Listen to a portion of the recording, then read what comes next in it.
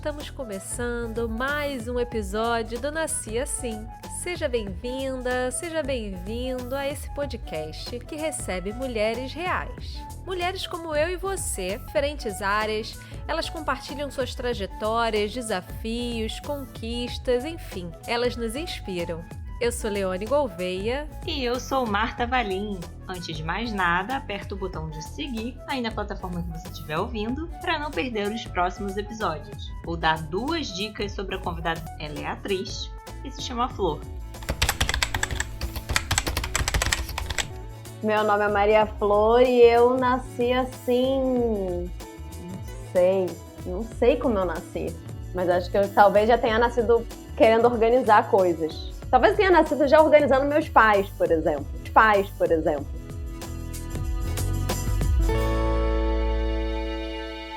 Flor, é um prazer imenso ter você aqui. Eu sou super fã do seu trabalho e quero muito agradecer por você ter aceitado o nosso convite. Brigadão, de verdade. Então, falando sobre nascer já organizando seus pais, antes de falarmos sobre o seu trabalho, conta pra gente quem é a Maria Flor, além dessa mulher organizada.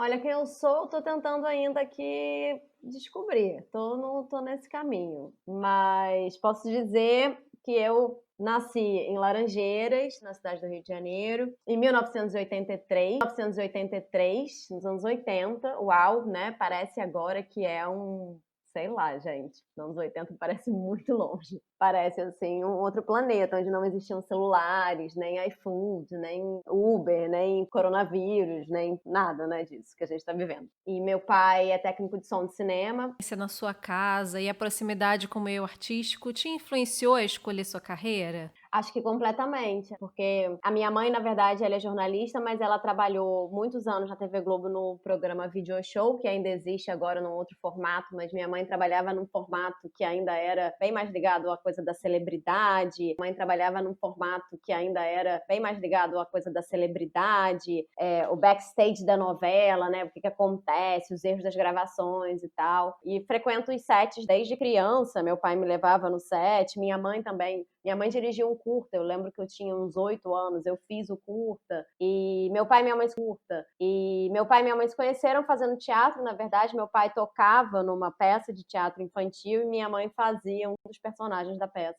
Acho que eles influenciaram bastante na minha escolha e apoiaram muito também essa escolha, assim. E você já fez vários trabalhos como atriz, na TV e no cinema. O trabalho, especificamente, que tenha te marcado de uma forma especial? Todos os trabalhos, eles têm alguma coisa que transformam a gente. Geralmente, o primeiro trabalho que você faz é mais marcante. Então, poderia dizer o Diabo a 4, que foi o primeiro filme que eu fiz, que eu tinha 19 anos. Eu queria muito, nesse momento de escolha de carreira e profissão na escola, eu estava querendo fazer vestibular para História. Aí, me desinteressei muito disso no meio do terceiro ano e comecei a achar que eu devia fazer dança. E eu fazia um curso na Fundição Progresso, na Intrépida Trupe. E um dia me chamaram para fazer esse teste. Falei, posso fazer. Eu trabalho, na verdade, desde os 14 anos, porque fazer comercial para televisão, fazia muito comercial, assim, gostava, era uma coisa que me dava um dinheirinho para as férias, então eu achava muito bom ter meu próprio dinheiro. Para eu comprar minhas roupas do Natal, para comprar do verão, meu biquíni que eu queria comprar das Salinas, para ir para praia, que minha avó tinha uma casa na Barra da Tijuca.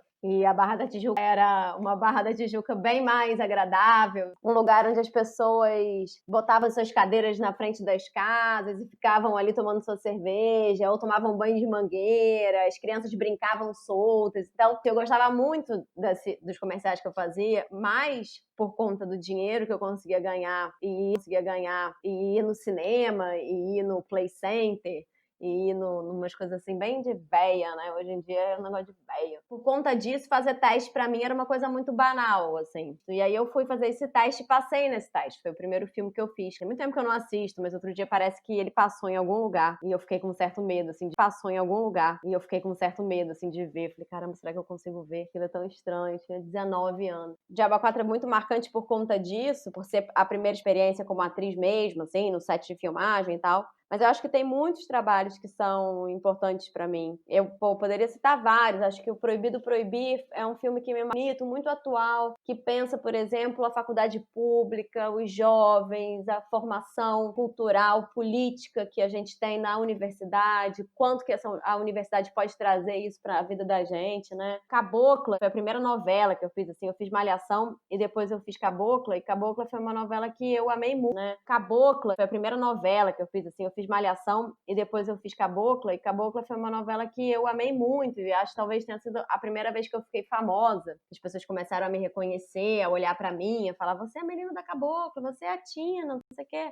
Mas cada trabalho, ele traz um universo tão grande, assim, tão rico, de um monte de gente. Cada entrevista é uma coisa, e você ouve um negócio, você pensa, caramba, eu não tinha pensado por essa perspectiva. Então, eu acho que eu sou muito privilegiada nesse trabalho que eu escolhi, porque eu tenho a oportunidade de conhecer muita gente e me relacionar com muita gente que pensa diferente de mim, ou que tem uma vida muito diferente da minha, e anda um pouco o olhar. Além de atuar, você também é diretora. Eu lembro que teve uma série pro Multishow, Só Garotas, que você atuou como diretora, né? Que contava a história de 4 amigas. E recentemente também teve o filme Ensaio, que, para quem não conhece, é um documentário que registra o desenvolvimento de uma peça teatral com as atrizes Andréa Beltrão, Malu Gale e Mariana Lima. São projetos bem diferentes, né? Conta um pouquinho sobre eles. São projetos bem diferentes mesmo, você tem toda a razão. O Só Garotas, ele partiu muito de um grupo, assim. Era um grupo de amigos roteiristas, muito próximos de mim.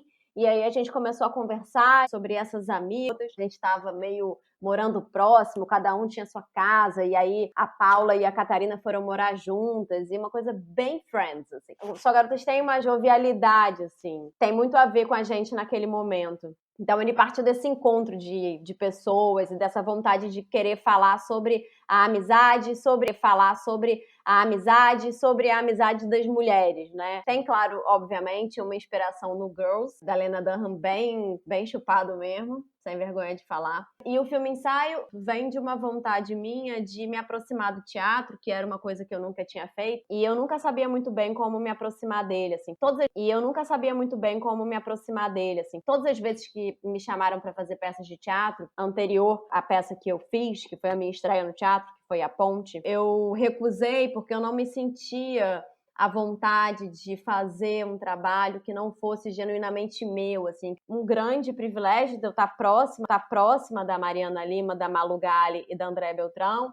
Eu pedi para elas para registrar os ensaios da peça, do Nômades, e elas toparam, falaram, claro, vem aí, registra. E eu fiquei falando, caramba, que pouca responsabilidade ao mesmo tempo, porque eu vou filmar essas 3 puta atrizes, mulheres maravilhosas, assim, um monte de material que eu não fazia a menor ideia do que eu ia fazer com ele. O Emanuel, que é meu parceiro na vida, me ajudou muito, e o Adriano Guimarães também. Mas o filme Ensaio é um filme realmente pensando a atuação, pensando o trabalho das atrizes ali em cena, aquilo que elas estão criando, mas também pensando o trabalho dos atores de uma forma mais abrangente, tentando pensar, na verdade, tentando se questionar, se perguntar sobre ele. E eu tenho vontade de dirigir muito mais, mas dirigir é um negócio que dá muito trabalho, e agora eu não sei como vai ser, né? Vai ter cinema, vai ter Ancine, vai ter incentivo para a cultura, muito difícil fazer um filme, né? Você tem que captar um dinheiro, e aí quando você consegue liberar essa verba na Ancine, esse dinheiro já não vale mais, o mercado já virou outro, você já não tem mais como filmar com aquele dinheiro, aí você tem que diminuir o filme que você fez. É complicadíssimo, né? Filmar no Brasil é muito difícil. Então eu não sei se eu tenho perseverança suficiente, mas eu gostaria muito de dirigir mais. Acho que pode acontecer. Agora uma coisa que eu acho que você não sabe, a gente quer te agradecer, porque o nome do podcast Nasci Assim também teve inspiração em um vídeo do seu canal que você tem com o Emanuel, né? Que eu assisto, regularmente, num vídeo que nesse episódio você citou uma leitura que você fez de uma antropóloga, de uma pesquisa que ela fez, que ela perguntava para as mulheres o que elas invejavam nos homens, de acordo com a pesquisa, né, que você falou pra gente lá no vídeo. As mulheres responderam a liberdade. E quando a pergunta foi direcionada aos homens, né, o que eles invejavam em várias coisas, e a resposta foi nada. Os homens, a maioria, né, deles, não invejam nada as mulheres. Então eu levei isso numa mesa de bar, estávamos eu, meu marido, Marta e uma outra amiga nossa, a Bruna, e eu fiz a pergunta, tipo, simulei a pesquisa. Eu falei, meninas, o que vocês invejam nos homens? Então teve muita coisa entre elas a liberdade, invejam nos homens. Então teve muita coisa entre elas a liberdade, estava lá na mesa, e virei pro meu marido, falei assim, e aí, Vitor, o que você inveja em nós? Aí ele ficou pensando, coçou a cabeça, olhou, e a resposta foi ali o lugar comum, nada.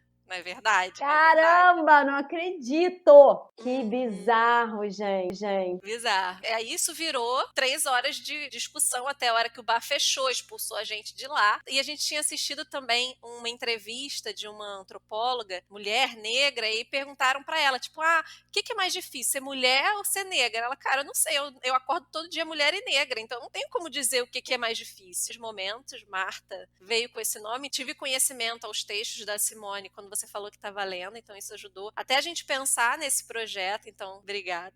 Nossa, gente, tô assim, emocionada aqui demais. Real. E além disso, nesse mesmo vídeo, você cita, né, Simone, nesse livro, que ela fala da questão da felicidade, né? Porque felicidade é difícil de medir. Eu sei que o Emanuel, ele fez filosofia, não é isso? Sei que vocês leem, discutem muito sobre isso no canal que eu acompanho. E eu sei que você pensa muito, até nos seus projetos, né? Acredito que não seja à toa que você tenha tido um filme que eram só amigas mulheres, e aí você gravou uma peça que só tinham atrizes mulheres. Eu sei que isso, de uma certa forma, e aí você gravou uma peça que só tinham atrizes mulheres. Eu sei que isso, de uma certa forma, permeia a sua vida. Como eu sei que é uma coisa que vocês discutem muito, eu queria que você compartilhasse um pouco com a gente, na sua percepção, né? Quanto você acha que falta pra gente ainda, como mulher, conseguir adquirir não a mesma liberdade, que eu sei que nós somos seres diferentes, mas liberdade pra gente fazer as nossas escolhas, pra gente ser o que a gente quiser, fazer o que a gente quiser. Difícil, né? Pra mim tem um gap enorme, um buraco enorme entre a liberdade dos homens e a liberdade de nós mulheres, né? No canal, a gente fica conversando e a gente coloca questões que são de elaboração daquilo que a gente está vivendo heteronormativo, dentro da nossa classe social, e muitas vezes é difícil porque a gente nunca vai conseguir expandir ou talvez sair um pouco dessa bolha, dessa classe social, com uma possibilidade de questionar, inclusive, a própria educação que você está tendo, com uma possibilidade de repensar quem você é no mundo e qual é o papel da mulher no mundo. E aí eu sofro muito, várias vezes, porque eu sempre acho que a gente está falando com essa bolha e a gente nunca consegue dar conta do Brasilzão, assim. É claro que a gente não vai dar conta do Brasilzão, porque o Brasilzão é muita coisa mesmo.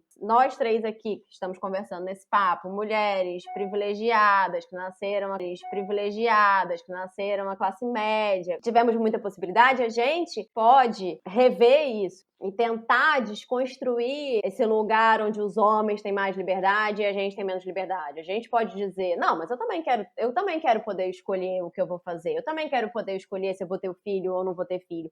Eu escolher se eu vou ter filho ou não vou ter filho. Eu também quero poder escolher se eu quero ter um relacionamento fechado ou aberto, ou monogâmico ou não monogâmico. Eu acho que falta muito pra gente ter a mesma possibilidade de liberdade, os mesmos direitos, a maternidade e a paternidade terem uma igual importância na vida de uma criança. Os bebês, a gente gera vida. Mesmo que alguma mulher não possa gerar, ela é uma mulher que ela não pode gerar. Até o fato de não poder tá ali colocado. Eu imagino que a pessoa vai ter que lidar com aquilo na vida, na análise, com a família, com sei lá quem. E uma mulher que é mãe, ela tem uma diferença muito grande da relação com esse bebê, da relação que às vezes o pai tem com esse bebê, né?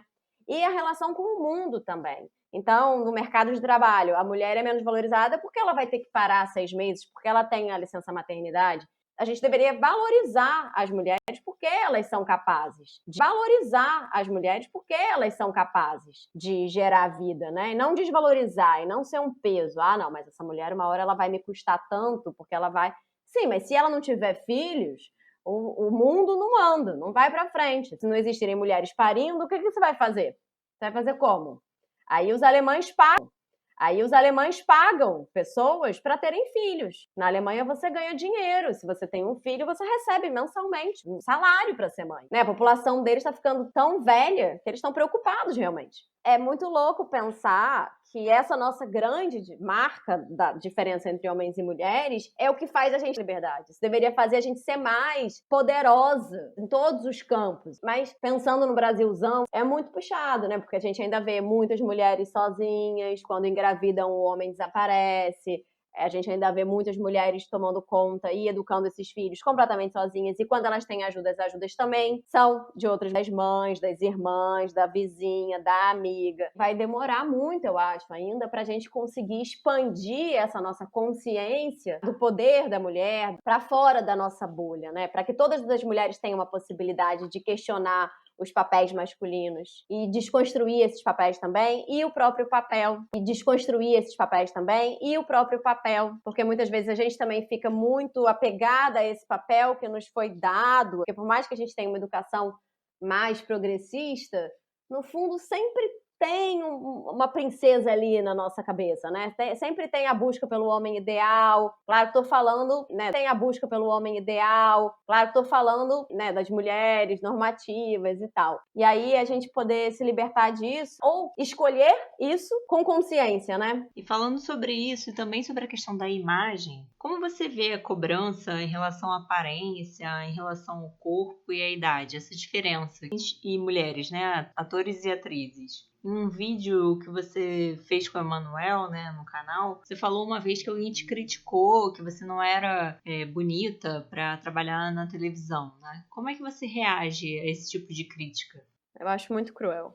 Porque os homens são muito valorizados, né? À medida que eles ficam mais velhos, eles ficam com uma barba meio grisalha e tal. E mesmo que eles tenham um pouco de barriga, que eles estejam um pouco mais gordos, tudo isso vira um charme, é transformado numa maturidade e tal. E as mulheres não, né? Parece que a gente não pode envelhecer, não pode ter cabelo branco, não pode ter ruga, não pode ficar mais gordinha. A pele não pode ficar flácida, não pode ficar flácida. A beleza é um conceito muito abstrato, né? O que é bonito para cada um? É que a gente se acostumou a achar que é bonito, sei lá, a Gisele Bündchen. Não que ela não seja uma mulher muito bonita, mas ela não é só ela que é bonita, né? Falando da Gisele Bündchen, gente, mas eu acho a Gisele Bündchen maravilhosa. Faz 40 anos, tá belíssima, tá lá. Possibilidades de beleza.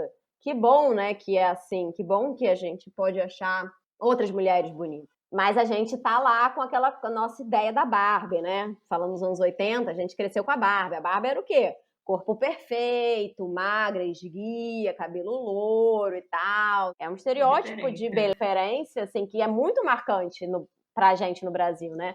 E aí é muito louco, porque você vê meninas muito jovens alisando o cabelo, porque elas querem parecer com uma coisa que pra quê, entendeu? Elas têm a própria beleza, cada um tem a sua beleza. Então é muito difícil. Mas sendo atriz é pior ainda, porque vai sempre ter uma atriz mais jovem que você, mais bonita que você, mais novidade que você. E além disso, nós mulheres somos sempre objetificadas, né? Em todos os campos, em todas as profissões, em todo o planeta. A minha profissão é o tempo todo, a objetificação ela tá o tempo todo lá. Você tem que conviver com ela. Quanto que você está se objetificando? Você tem que conviver com ela. Quanto que você está se objetificando para conseguir aquele papel, para conseguir estar no mundo, para conseguir estar na televisão, para conseguir...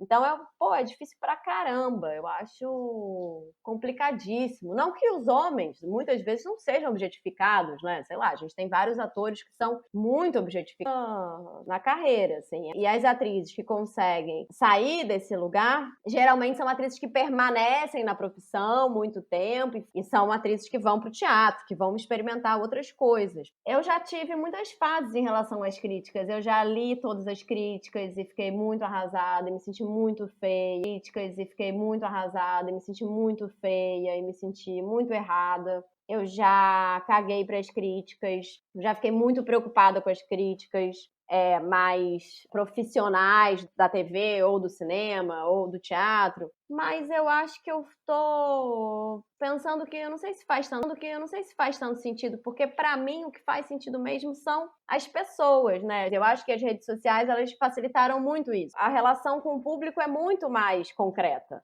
Então, se eu faço alguma coisa no YouTube, algum vídeo, as pessoas vão me criticar, ou vão conversar comigo, ou vão elogiar, ou vão... Mas, né, elas existem, elas estão ali com você, tentando entender você também. E você, quando lê, também está, de certa forma, tentando entender as pessoas, e esse diálogo, ele é muito mais rico para mim. Então, Flor, a gente tá falando muito do canal, já deu pra ver que a gente acompanha vocês, né? E a gente adora o canal, enfim. Flor e Manu, gente, no YouTube. Lá vocês falam sobre diversos temas, né? E também sobre relacionamento, falam sobre relacionamento de uma forma bem aberta, né? O que esse canal, esse espaço, o que ele representa pra você? O canal me traz muita felicidade, assim, porque eu sou capaz de ser muito mais quem eu sou do que vista. Ele tem muito mais a ver comigo, assim. Ser atriz é uma outra coisa, né? Você tentar ali construir uma coisa que passa por você, mas não é você. Tem lá uma construção, tem lá um outro pensamento, tem lá uma outra camada de coisa. Mas eu gosto muito de desconstruir esse lugar também de eu sou atriz que faço cinema e teatro, sei lá o quê.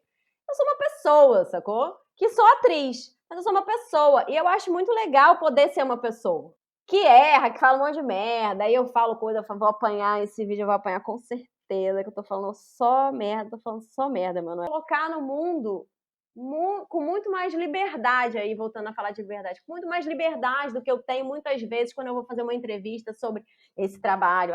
Você está fazendo a novela tal. Aí você já incorpora a atriz, aí você já faz um personagem assim que você quer mostrar para as pessoas lá que você é muito sério fazendo a novela tal. Aí você já incorpora a atriz, aí você já faz um personagem assim que você quer mostrar para as pessoas lá que você é muito séria com o seu trabalho, que você está fazendo uma personagem, sei lá como.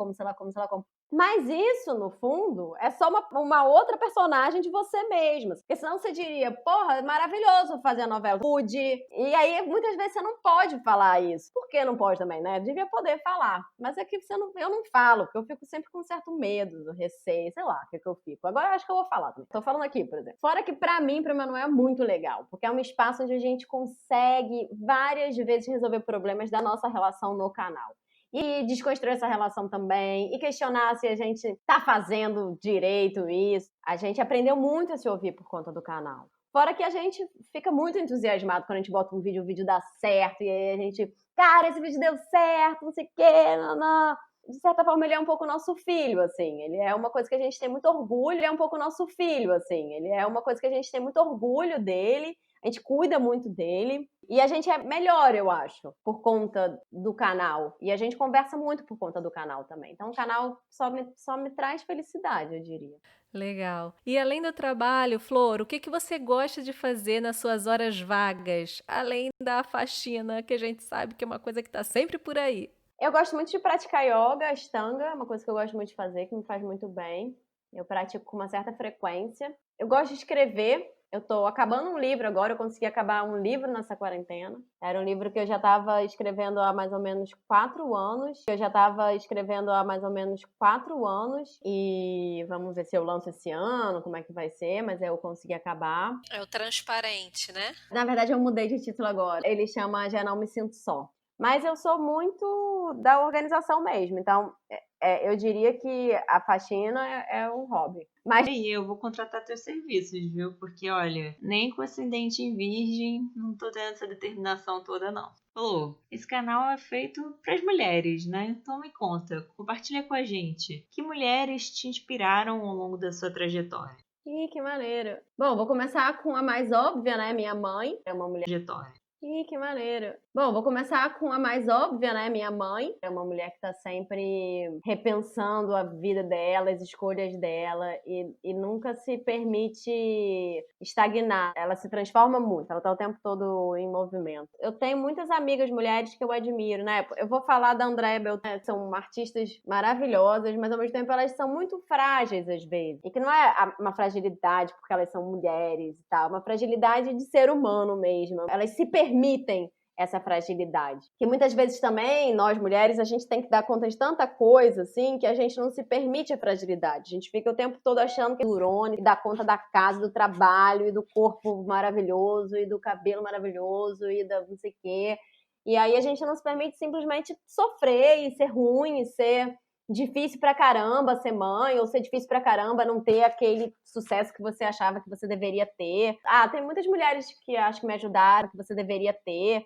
Tem muitas mulheres que acho que me ajudaram a ser adulta, tipo as minhas duas avós, minha avó Esther e minha avó Juju, minhas duas tias, minha tia Cláudia e minha tia Cristina. Tô fazendo agora, vou depois mandar esse podcast pra ela. Falei, galera, vê, porque tem tipo homenagens, assim, tipo falas. Pode mandar pra família inteira. Mandar pra família toda. Pode mandar pra família inteira. Mandar pra família toda, exatamente. Eu admiro muito também a Vera Holt, que além de ser uma puta atriz, é uma mulher que fez escolhas muito marcantes, assim, eu acho. Primeiro que ela nunca quis ter filho, o que é uma coisa que eu acho admirável, assim. Hoje em dia a gente tá muito pensando sobre ser um problema, né, e você não ser menos mulher por conta disso. E a Vera fez isso muito antes, assim, né, numa época em que deve ter sido muito duro para ela também se colocar. Para mim, a Vera é uma artista contemporânea. Ela não é nem atriz, a Vera. A Vera é uma artista. Pensa no mundo que ela maravilhosa, que é a Cássia Kiss. 4 filhos, uma mulher totalmente maternal e sensível e profunda e que vive o trabalho dela também de uma forma muito bonita, muito dedicada. E uma mãe, que eu acho que a Cássia é uma grande mãe. Flor, infelizmente o nosso tempo tá... De uma forma muito bonita, muito dedicada. E uma mãe, que eu acho que a Cássia é uma grande mãe. Flor, infelizmente o nosso tempo tá acabando. Olha, eu ficaria horas e horas aqui conversando com você nesse papo maravilhoso. Mas infelizmente tá acabando. Vamos lá. Queria que antes da gente encerrar esse bate-papo, você aproveitado para as meninas e mulheres que querem seguir carreira como atrizes. Quais seriam as suas dicas? Olha, meninas, eu acho que primeiro a gente tem que fazer as coisas que a gente gosta de fazer, né? Por mais que pareça muito difícil, ou que as pessoas digam pra você, mas o que você tá fazendo? É sério mesmo que você vai fazer isso? O que você tá fazendo? É sério mesmo que você vai fazer isso? Cara, mete a cabeça, vai, que vai dar certo. Por mais que não role da forma que você imaginou, porque a gente também sempre fica numa imaginação de um sucesso, e não é nada disso, né? Não sei muito como dar dica, mas eu acho que quando você faz um negócio que você gosta de fazer, então não dá pra ser uma coisa que você não quer fazer. Porque isso faz a gente infeliz, né? Isso faz a gente descontar na nossa relação, isso faz a gente descontar na nossa vida pessoal. Tem vezes que eu acho que não vai mais dar certo, que eu nunca mais vou trabalhar e que ninguém mais vai me chamar para fazer nenhum papel. E aí eu começo a inventar outras coisas e isso também me dá muita felicidade quando eu percebo que eu sou capaz de inventar sozinha coisas. Então, eu diria para ser atriz que você sempre tem que tentar inventar outros caminhos. Como atriz ou como outras profissões, mas tem sempre que tentar inventar outros caminhos. Que seja escrever um livro, fazer pão, fazer biscoito, fazer desenhos, pinturas, sei lá. Eu queria dizer para as mulheres todas que escutam o podcast de vocês, o Nasci Assim, que uma coisa muito legal que ele chama Nasci Assim e a gente nasceu assim, né? Chama Nasci Assim e a gente nasceu assim, né? A gente nasceu, quer dizer, a Simone discordaria de mim, porque a gente não nasce mulher, torna-se, mas a gente nasceu um pouco assim, nasceu meio com uma certa sina, assim, com uma galera que vai dizer, você vai ter que ser assim, você vai ter que usar rosa, você vai ter que sentar desse jeito, você vai ter que fazer assim. Nada disso, que a gente pode ser outra coisa, que a gente pode inventar sempre, uma outra vida pra gente, uma outra existência, sempre, sempre. Não só com 25, não só com 35, para sempre. Com 68 anos, com 70 anos. A gente pode olhar e falar, agora eu quero inventar um outro negócio. E eu acho que nós mulheres, eu não sei se os homens têm essa capacidade de reinvenção como nós mulheres temos. Eu acho que não. Eu acho que isso é uma coisa só nossa. Eu acho que a gente tem capacidade, vontade e energia de sempre se transformar. Flor, muito obrigada pela sua participação. A gente deseja muito sucesso para você, pro seu canal, para sua carreira de atriz, pro seu livro, pra sua vida. Muito sucesso pro Nascer Assim, pra vocês, pra vida de vocês. Ai, gente, é com essa delícia de bate-papo que a gente encerra a entrevista de hoje. Flor, obrigada. Gente, semana que vem tem mais. Beijo grande.